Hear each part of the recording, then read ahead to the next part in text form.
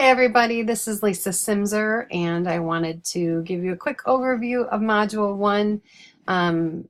This is our first day. Congratulations, you made it. So for Module 1, we are talking about 21st century schools and considering the future. You have some presentations to watch that are done by me, where I share with you some sources for contemporary issues in education. Where do you get your information?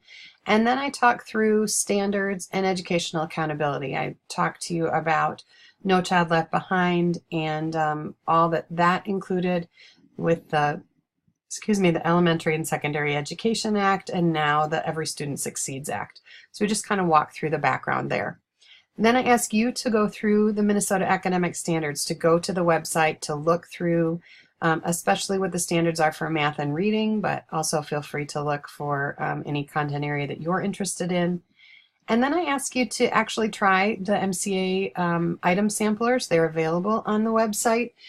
So take one of the tests, see how would you do with the 5th grade reading test or the 8th grade math test.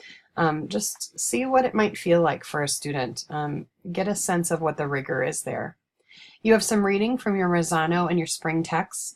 It's a significant amount of reading. I mean, it shouldn't be too hefty, but please do make sure that you're doing the reading to kind of get a sense of these topics in a fuller sense. There's an article there about what does it mean to say that a school is doing well. And then there is the EdTPA glossary for you to look through to make sure that you are using as much of that language in your discussion forums as possible. Lastly, there's just a quick video about ESSA. It's a little over a year old, but I have found that it's not that much different. So hopefully you'll find that, well, we're still trying to figure out what ESSA really means. So I think the video is still pretty accurate for you.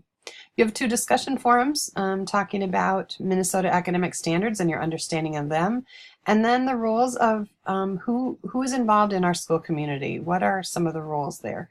So please participate in those this week as well. Our biblical connection is from Ephesians 2, 8, and 9 this week. The verse says, "By grace you have been saved through faith, and that not of yourselves, it is the gift of God, not of works, lest anyone should boast."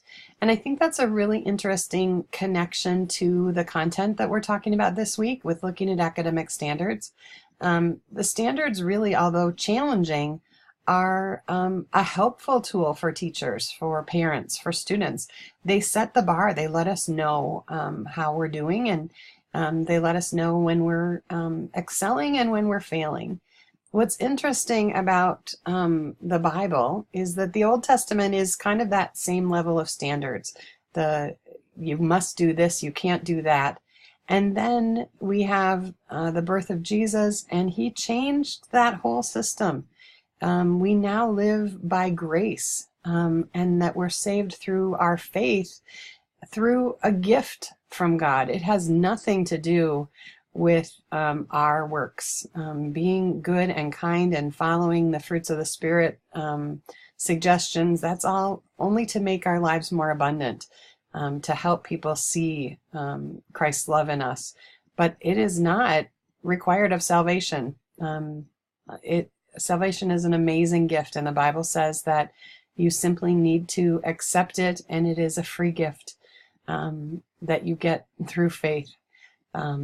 And it's offered by grace. It's just an amazing thing, and an incredible dichotomy to the system we live in, which is based on our own achievement or lack thereof. So hopefully that provides some clarity to you and is inspiring that the Lord loves you so much that he would offer you the gift of salvation through no work of your own. It's just because he loves you.